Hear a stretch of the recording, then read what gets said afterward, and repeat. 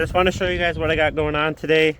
I am working on the fence post video, and when I hit 5 fence posts, the truck went through the fence posts all right, but there was a lot of noise under the truck, and I did some other driving around a little bit. And the next morning, started the truck up, went to drive it, and it doesn't move at all. So I took a look underneath here, working on getting this pan fixed up here. So you can see one of the fence posts whacked the front of the transmission pan and put a hole in it. And I tried to put some JB weld on it, but it looks like it was leaking still, so I'm gonna have to try to jack up the front, and then hopefully it'll stop leaking. So I've got this, ran to the store, picked up a bunch of 4 gallons of the cheapest transmission fluid I could find. I'm using my drill to try to clean up some of the rust on the pan there. But it looks like the next thing I need to do here is put my jack under here. I got this piece of plywood, treated piece of plywood, so I can start working on stuff in the grass, because I'm going to have to do that for a while. But I'm going to try to jack up this corner of the truck and tip all the fluid that way. That way I can seal up that pan. It's windy under here.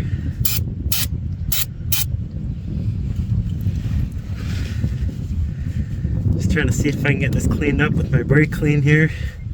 It's really clear right now, and I noticed when I mixed the stuff earlier, it started turning kind of white. And this stuff is also turning kind of white. So it must be reacting well. The other stuff I put on is, I put it on there probably about 2 hours ago, and it's already really hard. Let's see if I can pack some in there.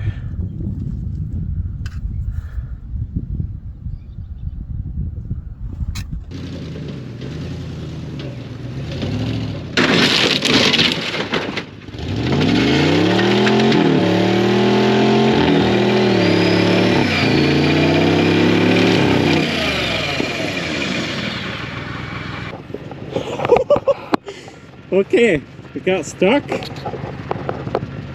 and it got stuck and snapped off a fence post or 2, and they're all jammed up around the rear axle. But look at the white stuff that's all over that tire. That's crazy. The exhaust is busted.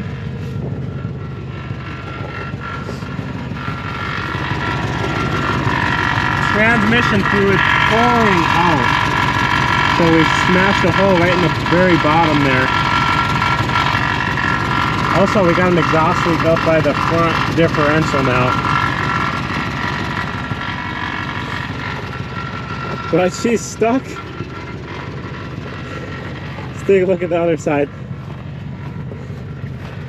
20 fence posts, and it's done for. Keep going, keep going, keep going. All right. Go ahead, give it a try, see what happens. Oh, I hear something happening back there. Woo-hoo-hoo! Okay. Well, that worked out all right. All right, let's see the damage here. That's where my exhaust is now. And it's coming out the back there, but we sheared off a couple of fence posts, which is actually pretty impressive. They were just bending before. I got my plywood under here, and it's pretty windy today, but I'll try to get you guys the best video I can here. So as you can see, it's got a hole in the pan right in the middle of the lowest point of the pan. So it kind of sucks because I can't really just jack it up and get this fixed very easily. I'm not sure what I'm going to do here, but I'm going to try to clean it up and see if it's still kind of leaking out of that crack, and if so, then I'll probably try to tip it up on the side or at a different angle. But anyways, I'm going to just start getting to that for now. The front of this pan took some hits too. I did want to show you guys how bad this looks under here. So this is the plastic trim that is in the doorway, and this is the body. But then this is the really thin piece of sheet metal they put in here. This is all the spray foam hanging out. But I mean, actually, this frame under this truck is not too bad. It's pretty flaky and whatnot, but it's not broken. But I mean, the body's shot back there. The body mount here is pretty much gone. And also this bell housing, it has a hole in it. See if I can show you. Right there's the hole right in the middle of the screen. I'm back over to the garage now, and I have Moose pulled into the shop here. The reason it's in here is because I'm having some engine issues, and the last time I drove it I had a little bit of aluminum chunks get stuck in my turbo. It is making like a little bit of a, what sounds like a rod knock noise at startup when I do startup on it, and then when I run it for the first couple minutes while it's cold, sounds like rod knock. To me it sounds like piston slap. Anyways, I did a compression test, and cylinder 1's at 90 psi. All the rest are 135 or higher. So something's going on with cylinder number 1.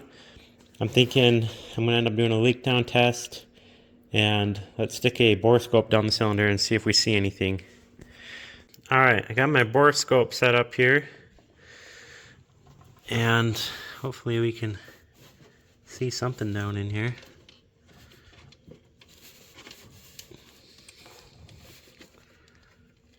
See the piston. I mean, everything looks fine though. So I'm a little bit, I can see everything appears to be okay. So I guess I'll have to either tear down the cylinder head or do a leak down test. I'll probably end up doing a leak down test next. I ended up putting all the spark plugs back in and putting the wires back on both sides. And I just want to start it up for you guys really quick so you can hear what it sounds like.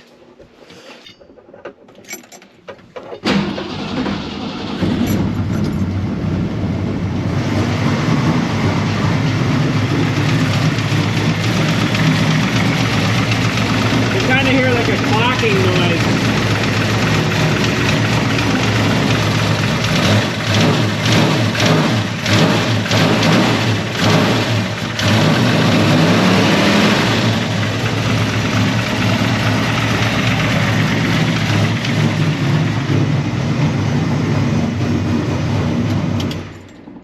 So anyways, I want to hook up to that cylinder and do a leak down test really quick, so let's do that. Let's see if I can figure out how to use this again.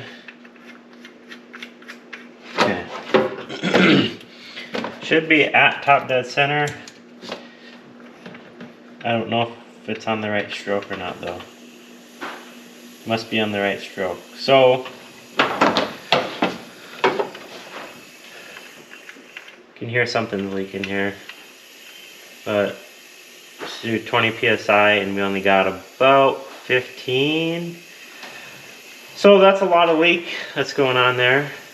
So 30, when we're at 30, we're at about 24-ish. So it's definitely leaking from somewhere. It's hard to tell where it's leaking to. That's always the thing too, is when a guy does a leak down test, then you got to figure out where it's leaking to, and I have no idea. I can hear it leaking somewhere, but how do you know where it's leaking without pulling apart the intake and exhaust? Yeah, now I got to try to figure out where it's leaking to, because it's definitely kind of on the edge. Failing the leak down test, you know, definitely failing it, but it's not super bad. It's still good enough that it'll run on that cylinder. So if we go 50 psi, we're at about 40. So it's got about 20% leak down, which is, in my opinion, that's too much. I bet you if we do one of these other cylinders, it'll be 5% or less. I'm going to check the turbo in the back to see if there's anything coming out there. I don't think there's any issues with the exhaust valve. Nothing seems to be coming out back there.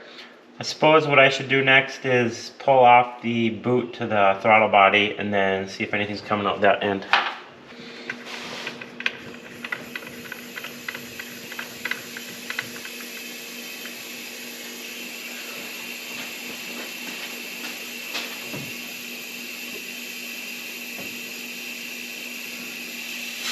Oh, it's leaking through the intake valve right now. Alright, let's pull this valve cover off and see if we can see anything going on with the valves here. Other than that, I don't know why else it would be leaking through the intake. So it's got to be something. Either we got a bad valve or there's something with the cam maybe, or it could possibly still be leaking through past the piston, but it's kind of doubtful to me. Okay, let's see if I can see anything under here. So far it looks normal to me. So it's this valve right here, all the way in the very front, that's stuck open a little bit or something, I don't know. I'm going to try just kind of tapping this valve a little bit.